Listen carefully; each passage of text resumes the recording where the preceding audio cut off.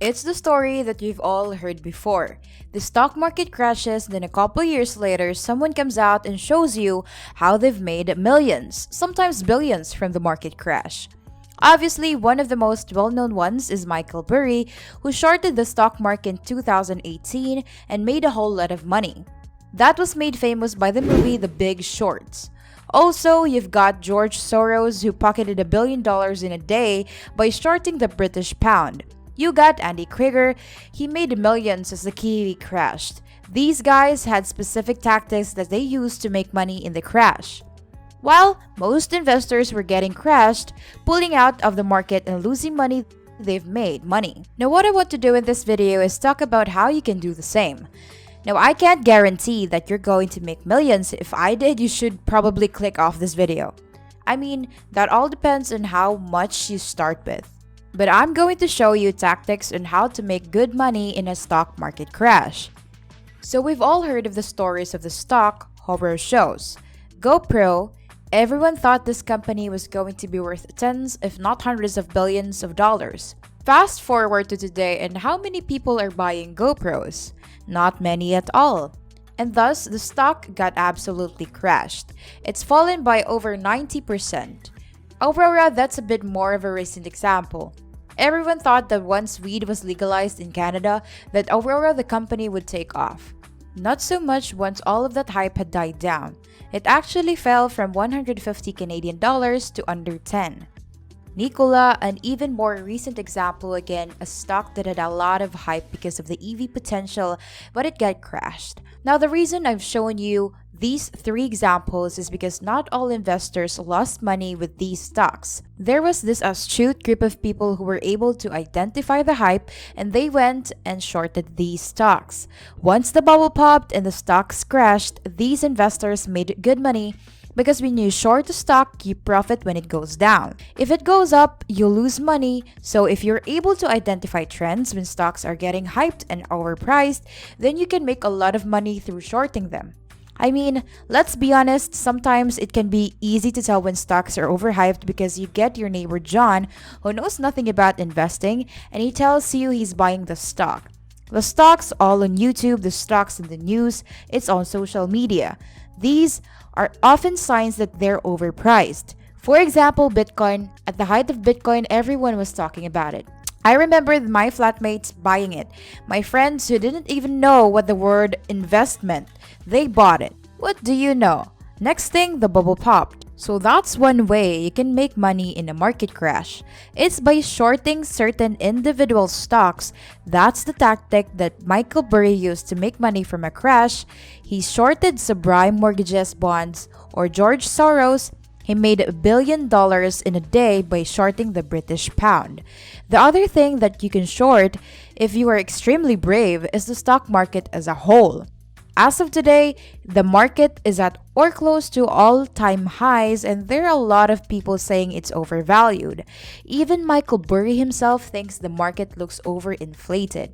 He said index funds inflows are now distorting prices for stocks and bonds in much the same way that CDO purchases did for subprime mortgages more than a decade ago. The flows will reverse at some points, he points it out, and it will be ugly when they do. Like most bubbles, the longer it goes on, the worse the crash will be. Now, this crash that he's speaking of, it happens, and you short it well, you'll make good money. The problem is that we don't really know when a crash may occur. It could be 5 years from now. That's why I never like shorting the stock market as a whole, because it's just too hard to pick the timing. You know, betting against the entire market, I just don't think it's a good idea because over time the market makes money and will grow. They just have these short downhill blips which no one knows exactly when they will occur. So with regards to shorting, the way to go is by picking overhyped stocks or currencies that you can easily identify that are overvalued. I don't really recommend shorting the stock market as a whole, but again, that's your choice. So that's one method to make money in a market crash, shorting assets. The next method that I'm going to show you is the Warren Buffett method of making money in a market crash. This is the method that I personally use as well. I want to get into some short-term history to show you this example. 2007 to 2008 wasn't a fun year for most investors. It was the year of the housing bubble crash where not only did house prices get burnt, but the market crashed as well. If we take a look, it crashed by over 50% from November 2007 to March 2009. So the average American stock investor lost more than half of their worth in just over a year. Imagine that fast forward just a year later, for some investors, they lose more than half of their entire life savings. Now, naturally, this is what most people do. Warren Buffett calls it emotional investing. Around the bottom of the crash, they take their money out of the market and they put it in assets that are considered safe, like cash. In the bank, they think stocks are no longer for me. I've lost so much money, stock crash. Stocks are no good, so they sell their shares around the bottom of the crash as prices are falling, aka they're cheap. Emotional investing. But this gives an enormous opportunity for investors who don't invest with their emotions. Those that invest by looking at the facts. Facts of the matter were that early 2009 was the best time to invest. When stock crashed, everyone was panicking, most were selling, there were blood in the market streets, as the saying goes.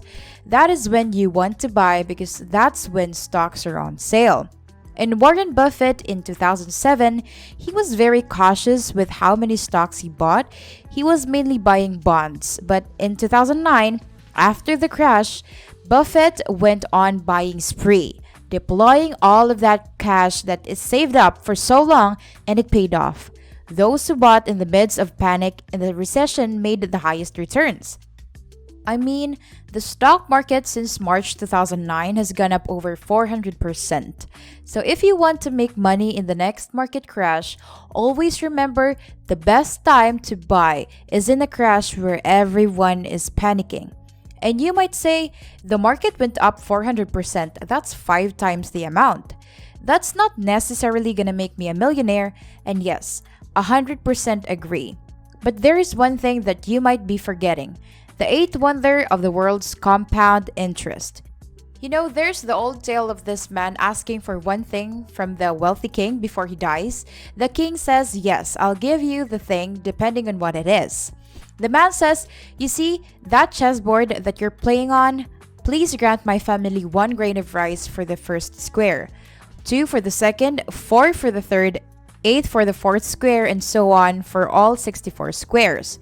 The king grants the man his wish, thinking it would be just a small gesture for a poor dying man before the king knew what 1 to the power of 64 was.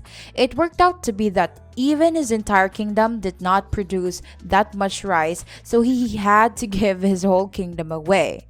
And that's the power of compound interest. If you invest small amounts of money now and give it time, that can turn into millions in the future.